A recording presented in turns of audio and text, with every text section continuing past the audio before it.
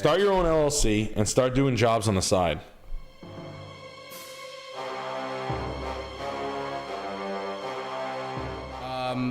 We got Baylor with the $50.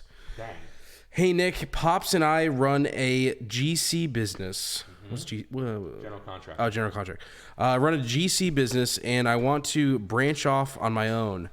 Do you have any advice getting my first jobs or generating leads? I set up some sub work for a patio enclosure company, and Pops doesn't want it.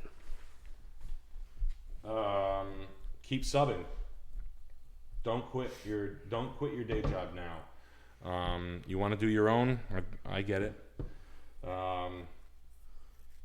Complementary businesses on top of things you already understand, where subs are genuinely unrepresented. What I mean by that is companies are run pretty illegally, but they're fair and square. So framing, drywall, large scale drywall, machine work, tree work, subbing that out, subbing some. I don't know. Depends on how, if you want to go out on your own, why? It's a cooler story to stay working with your dad. I'd like to see you keep it together. It's hard to start up a business. It's you know what I mean? It's like redundant. It's almost like silly. So I'd rather see you stay in your pop's company and just have him come to terms. If he's being a prick, tell him to knock it off. So I'd rather just see you go vertical and take the thing and run with it. It's a better story for him. Isn't it a better story when there's a second generation business rather than the son starts his own? Have you ever heard the story where the guy starts a business and then the son starts a different business? Yeah. What do they think of the original guy? Not too nice, right? Yeah. Must have been a real right? Yeah. Do you want me to tell that story 66 times? I want six generations of business. We got Baylor with the $20. General contractor here. Pops is definitely a prick in not getting us work. Oh.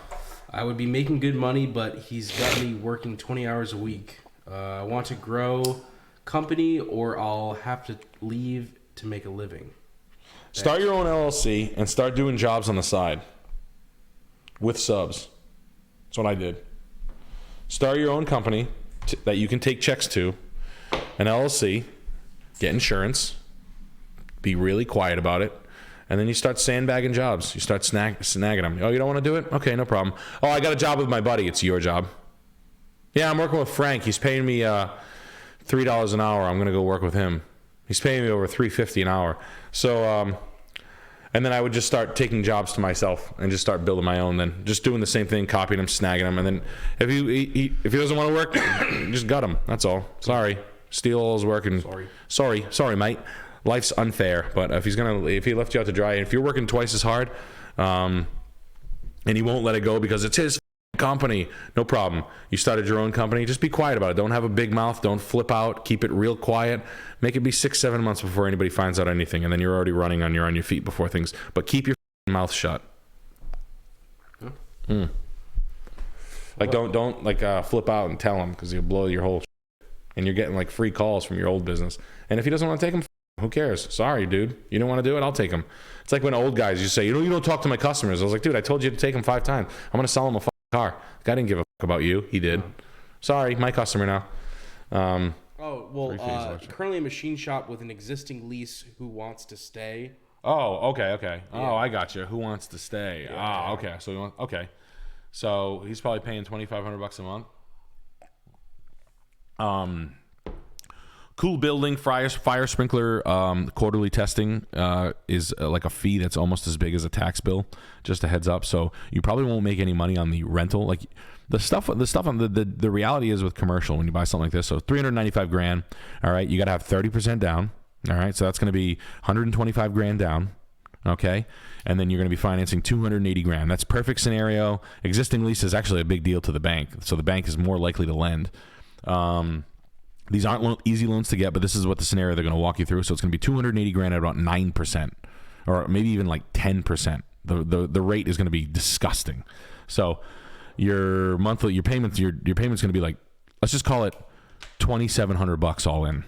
All right, maybe even more than that, maybe $3,000 all in. Then you have a quarterly testing on those fire sprinklers, which is a pretty big deal. It's basically maintenance on those systems. That's what I'm terrified of. Never mind, you have to plow the snow for this. All right, so let's do Let's do 10 storms at $250 a storm. That's $2,500. Okay. The parking lot looks like shit. That's 40 grand coming around the corner. And it's got a flat roof. So you tell me when you put $125,000 in a machine where a guy pays you $2,500 back, or you're paying $3,500 a month, when the do you get to make $1? Just walk. When do you make $1? Even if it's $3,500. Okay, cool. Even if you made $250 on top of the rent, but you got to figure in all those costs and shit. Commercial maintenance is no joke. You know, everybody's price is a little higher. All your work's a little bit more expensive. Long-term tenants are great, but and I'm sure they're not around. But I mean, machine shops. You know, let's hope they have long-term contracts and they're very young guys because, you know, why aren't they buying it? Young Illigan with the $20. Hey, you herbs! I just bought a shirt. Any advice for someone trying to build a house barn? A horse barn. A house barn? A house barn like yours. Don't no. Yeah, you can buy an old existing barn. The barn was built in 2000, so it's not like it wasn't like an old barn. So my house, it was like a balloon framed house built in 2002, I think. So it's not like an old rickety falling down barn. But I did look at one earlier in the year. I showed people on the stream. It did end up selling. I made an offer, it got accepted. They wanted like 75 grand for like a little barn. I was going to make it into like a little 1-bedroom. Those are typically all cash. Honestly, you're better off buying land and just building up a new structure on it in the shape of a barn. It's pretty easy, straightforward. Building a simple structure is going to be easier than try to find one and retrofit it, if I'm being honest. So a piece of land and then improvement, a slow improvement, which is like salting away your dough slowly. Land is about to be ridiculously cheap again. Trust me, land falls off first. And then the overpriced single families and condos and stuff like that. You'll just see in the market. People aren't going to want to be holding land investments that haven't been developed in 2024. I'll die on that cross. We get Franklin Scheckler with the $27. Mr. Nick, how do I learn Victorian style to properly design and finish a home without becoming an effort? Yeah. Antique store owner with a slow, semi-literate stream assistant. You're not becoming me? Wait, who's who? Semi-literate. Oh, I just said that wrong. That's funny. Lots of love to Big C and his elderly paramour. I appreciate that, man. How do you learn Victorian style to properly design and finish a home? Books and Google Images, man.